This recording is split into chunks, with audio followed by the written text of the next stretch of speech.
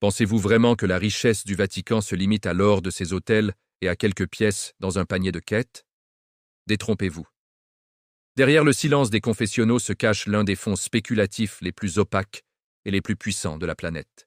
Nous ne parlons pas de charité, mais de gestion de portefeuilles agressives, de placements dans la big tech et de scandales immobiliers à plusieurs centaines de millions de dollars. Aujourd'hui, je vous emmène dans les coulisses de l'ingénierie financière du Saint-Siège, là où la foi rencontre la City et Wall Street. Préparez-vous, car l'architecture du pouvoir divin n'est pas celle que vous croyez. Dans le monde de la haute finance, le terme « old money » prend tout son sens lorsqu'on observe le Saint-Siège. Pour un cadre ou un dirigeant international, comprendre comment une institution bimillénaire gère ses actifs n'est pas une simple curiosité, c'est une leçon de sociologie du pouvoir et de discrétion souveraine. Pendant des décennies, les finances du Vatican ont été une boîte noire.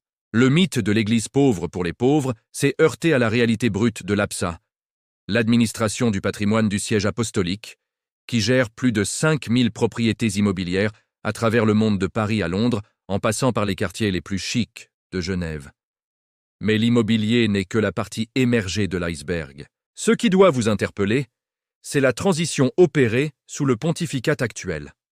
En 2024 et 2025, le Vatican a centralisé tous ses investissements sous la coupe de l'IOR, l'Institut pour les œuvres de religion, transformant ce qui était un archipel de caisses noires en une véritable machine de guerre financière. Pourquoi? Pour éviter que ne se reproduise le scandale de l'immeuble londonien de Sloane Avenue, une opération à 350 millions d'euros qui a révélé comment l'argent du denier de Saint-Pierre censé aider les plus démunis a fini dans les poches de courtiers véreux et dans des fonds spéculatifs à haut risque.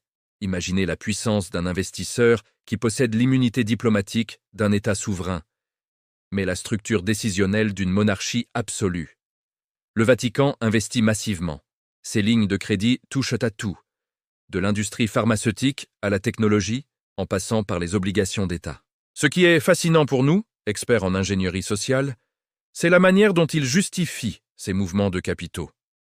Ils appellent cela l'investissement éthique. Un comité spécial a été créé pour s'assurer que l'argent du pape ne finit pas dans l'industrie de l'armement ou de la pornographie. Pourtant, la frontière reste poreuse. Investir comme le Vatican, c'est maîtriser le temps long.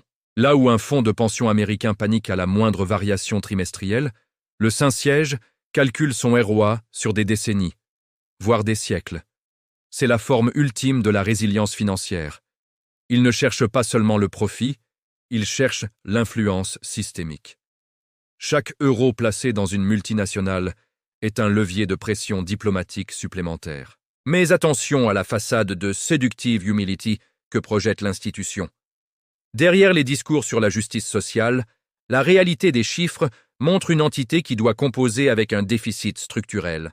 Le Vatican vend des actifs, restructure ses dettes et utilise son prestige linguistique et culturel pour attirer des donateurs de la haute sphère mondiale, les gentlemen de notre époque. Comprendre le Vatican en bourse, c'est comprendre que le pouvoir n'a pas besoin de visibilité pour être effectif. La discrétion est l'armure de la fortune. Pour vous, dirigeants, la leçon est claire. L'architecture de votre propre patrimoine doit s'inspirer de cette capacité à rester souverain, même au milieu des tempêtes boursières, en utilisant le secret non pas comme une fraude, mais comme une stratégie de distinction.